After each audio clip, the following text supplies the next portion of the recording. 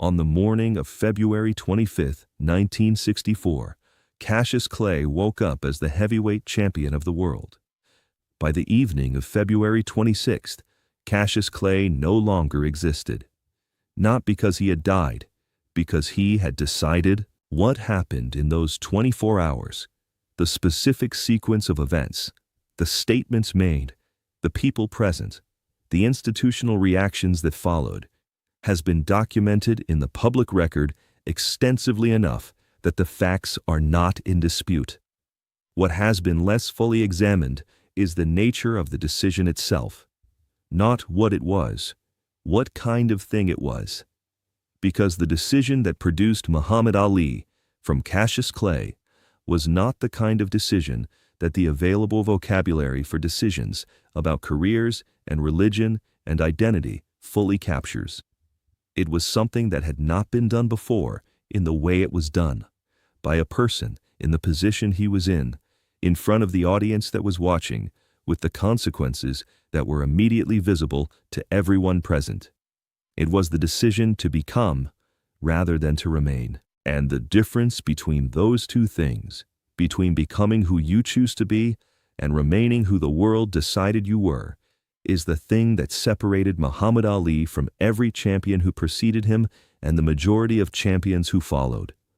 To understand what the decision was, you have to understand what Cassius Clay was on the morning of February 25, 1964. And what that meant in the world he was operating in. He was 22 years old. He had been the Olympic gold medalist in light heavyweight boxing in Rome in 1960.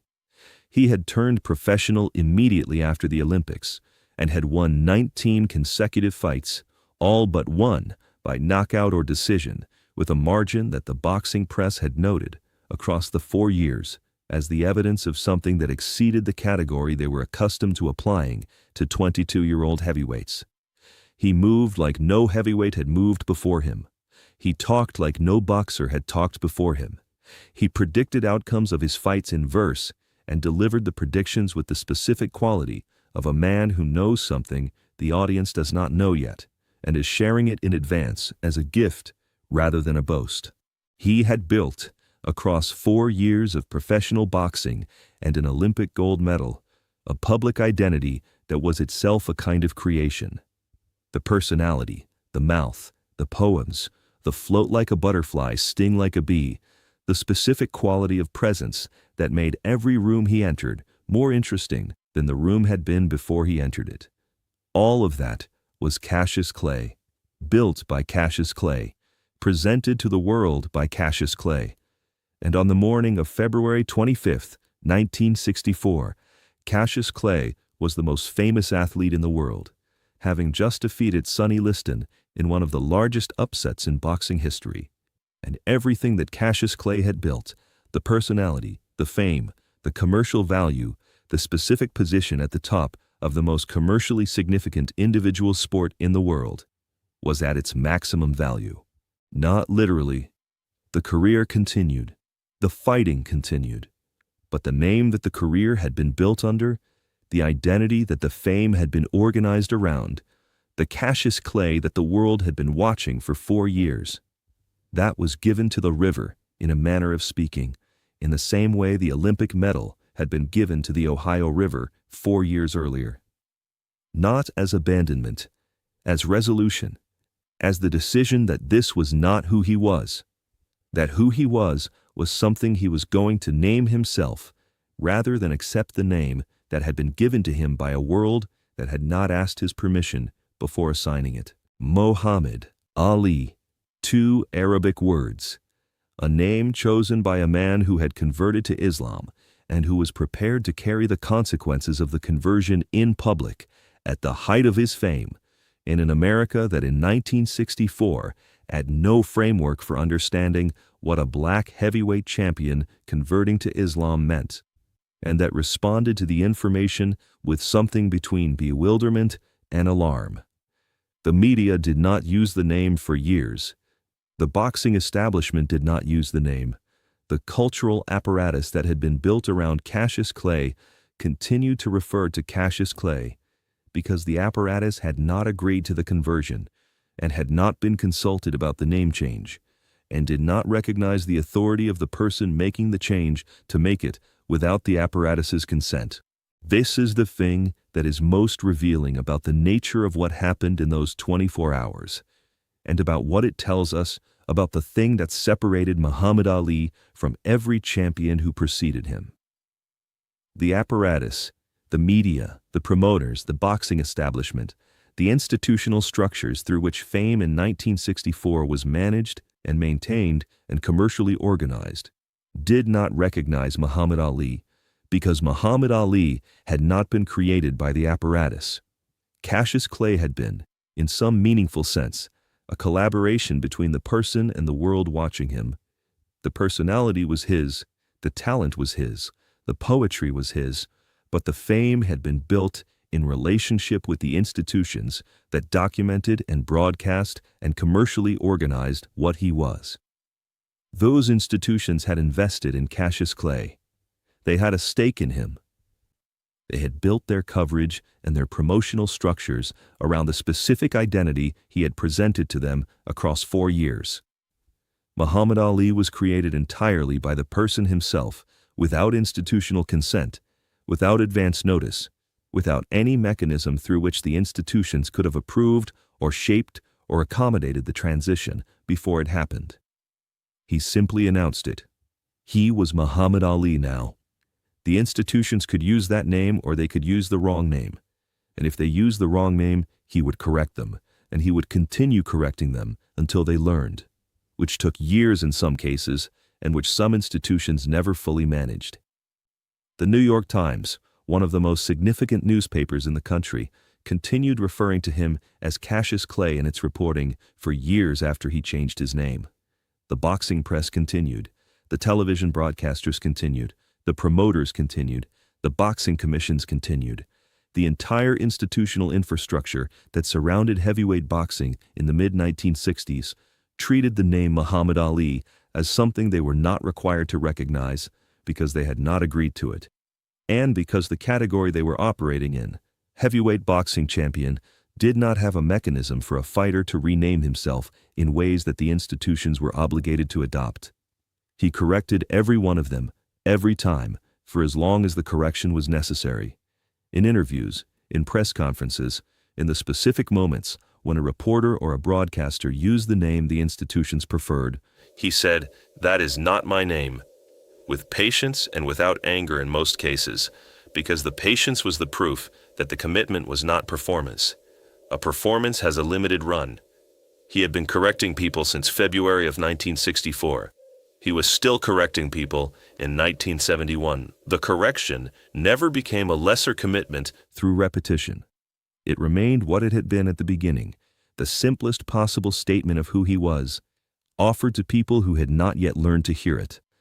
The draft refusal in 1967 was 3 years after the name change. The exile was 3 years after the name change. The criminal prosecution was 3 years after the name change. 3 years of corrections, 3 years of patience, 3 years of being Muhammad Ali in a world that was still calling him Cassius Clay. And then the draft refusal arrived, and the costs became catastrophic rather than merely inconvenient. He had spent 3 years demonstrating in small ways that the decision of February 26, 1964, was real. He spent the next 3.5 years demonstrating it in a way that removed any remaining ambiguity about whether the commitment was genuine. The title, the license, the passport, the income, the prime years, all of it given away in confirmation of a decision made in 24 hours, in the immediate aftermath of the most significant professional achievement of his life. The sequence reveals the structure. He built the peak of what Cassius Clay could build, and then he built Muhammad Ali from what remained after the peak had been given away. He had learned at the Ohio River in 1960 that what a person deposits into the river in order to receive clarity is worth more than what the deposit costs. He had learned it again in February of 1964. He demonstrated it one more time in April of 1967, at a cost that dwarfed the previous demonstrations, and that produced in the years following the exile the figure that the world eventually understood as something beyond the category of heavyweight boxing champion. Most people who become famous in a field become famous within the identity that the field assigns them. The field has categories, and the people who enter it are understood through those categories. And success within the field is measured by how completely the person realizes the category's potential. A heavyweight boxing champion is a category. The category has a history and a set of expectations and a commercial structure built around those expectations.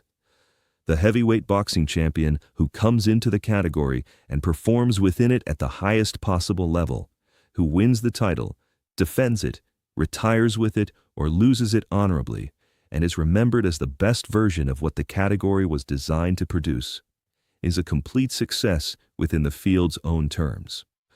Muhammad Ali did not want to be the best version of what the category was designed to produce. He wanted to be something the category had not been designed to contain. The name change was the announcement of this. The conversion was the announcement of this. The willingness to carry the consequences. The media's refusal to use the name. The subsequent political and legal consequences of the draft refusal, the exile, the loss of the prime years of his career, was the demonstration that the announcement was not performance, but commitment. The thing that separated Muhammad Ali from every champion before him was not the speed, though the speed was real and unprecedented. It was not the footwork, though the footwork was real and unprecedented. It was not the ability to take a punch or give one or predict the round in which he would stop his opponent, though all of these were real and documented. What separated him was that he refused to be what boxing had decided he was, and that refusal was not a rebellion against boxing or against the institutions around boxing, but a commitment to the specific proposition that what a person is something the person chooses rather than something the world assigns. He demonstrated this proposition at 22, at maximum visibility, at maximum cost, and continued demonstrating it across 40 years, in which the cost varied from inconvenient to catastrophic, and the demonstration never wavered. The athletes who were his contemporaries and who were the best in their respective fields were almost without exception defined by the fields they operated in. The greatest basketball players were defined by basketball. The greatest football players were defined by football.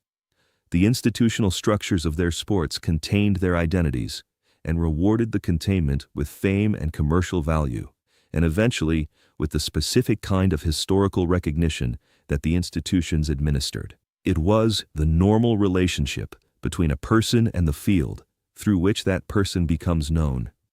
The field creates the terms and the person excels within the terms, and the terms become how the person is understood and how the person is remembered. Cassius Clay was offered that relationship. On the morning of February 25, 1964, he was at the top of it, at the peak of what the terms offered and what the terms could reward. He had been given the category's highest available recognition. Everything the field had to give was already his.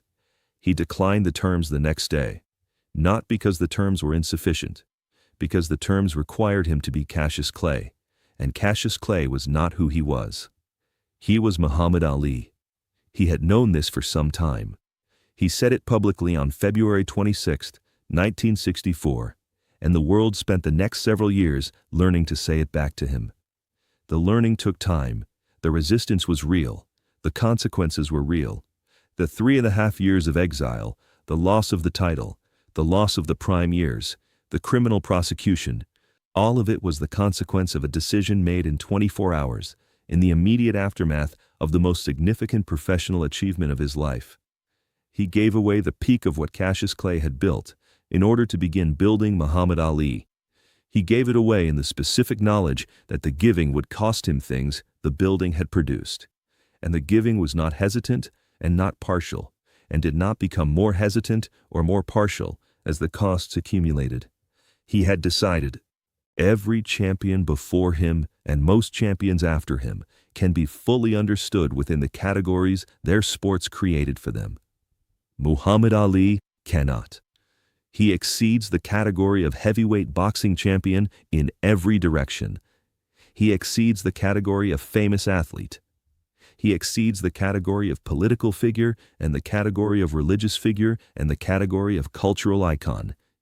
He exceeds all of these categories not because he was more famous or more commercially successful or more historically consequential than other people who occupied those categories, though he was all of those things. He exceeds them because he chose, on the morning of February 26, 1964, to not be contained by any of them. And he spent the rest of his life demonstrating that the choice was real. That is what separated him from everyone else. Not the speed, not the power, not the mouth, or the predictions, or the championships. The decision. The decision that what a person is something the person chooses. That the name a person carries is the name the person selects. That the world's category for you is the world's problem to revise, not yours to inhabit. Cassius Clay became the heavyweight champion of the world, and then decided to be Muhammad Ali instead. And the distance between those two things, between who the world decided he was and who he decided to be, is the distance that no other champion in the history of the sport has fully traveled, before him or since. If this story moved you, subscribe for more untold moments from Muhammad Ali's life and the decisions that made him what he was. Share this with someone who needs to understand that the most radical thing a person can do is decide to be who they actually are, instead of who the world decided they were. Leave a comment telling us, when did you first understand that Muhammad Ali was something different from what the category of heavyweight boxing champion contained?